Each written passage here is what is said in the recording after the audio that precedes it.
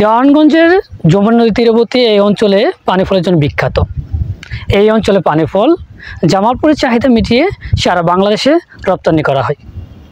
এখনকার চাষিরা ছাড়াও জমি বর্গা নিয়ে অনেকেই পানি ফল চাষ করেন। এতে স্বাবলম্বী হচ্ছেন অনেক সাধারণ পরিবার।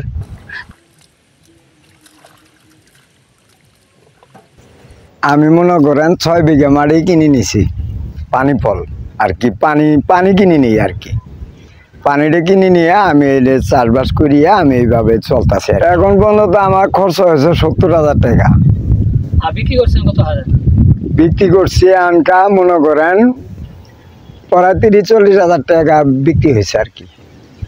ফল চাষ করে আপনি কি করছেন?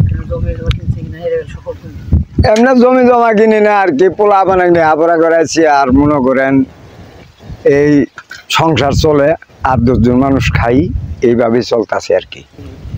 নিজের জমি হলে তো আরো বেশি করতাম, তার কারণ একজনে বিক্রি করে আরেকজনের দাম বেশি দিয়ে নেওয়া লাগে আমার। সব জায়গায় চেষ্টা করবেন এই ফসল ফলানোর জন্য, অল্প খরচে অনেক আয় করা যায়। আর যদি আপনারা না পারেন তাইলে আমাদের কাছে এসে চেষ্টা করবেন জানার জন্য, আমরা সব কিছু শিখিয়ে দিব কিভাবে এগুলো চারা আবাদ করা যায়। 4-5 বিঘা মাটি আবাদ করছি। আপনার দীর্ঘ 15-16 বছর থেকে চাষাবাদ করি। আপনার বিঘা প্রতি প্রায় খরচ যায় আপনার 4-5 হাজার টাকা উঠে, আপনার 20-30 হাজার টাকা উঠে আর কি। প্রথমত আপনার 2,000-2,500 টাকা মন বিক্রি করা হয়েছে। এখন আবার ফির 2700 টাকা মন নেই, 2বার তোলা হয়েছে। 2বার বিঘা প্রতি আপনার 10 মন 12 মন করে ওঠে আর কি।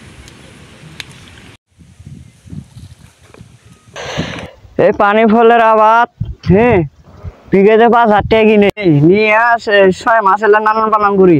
ঢাকা শহরে জানা না, সেটা মনে করেন 1.5-2 মাস এটা বিক্রি করি আবার ফির ধান লাগাই, চাষ করি।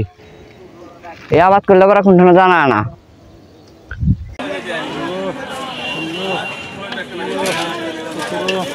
কাঁচা সিংড়া কিনে নিয়ে বাড়িতে যায় সিদ্ধ করি, কেনা বেচা করি। গ্রামে অঞ্চলে 60 টাকা, 50 টাকা, 60 টাকা কেজি।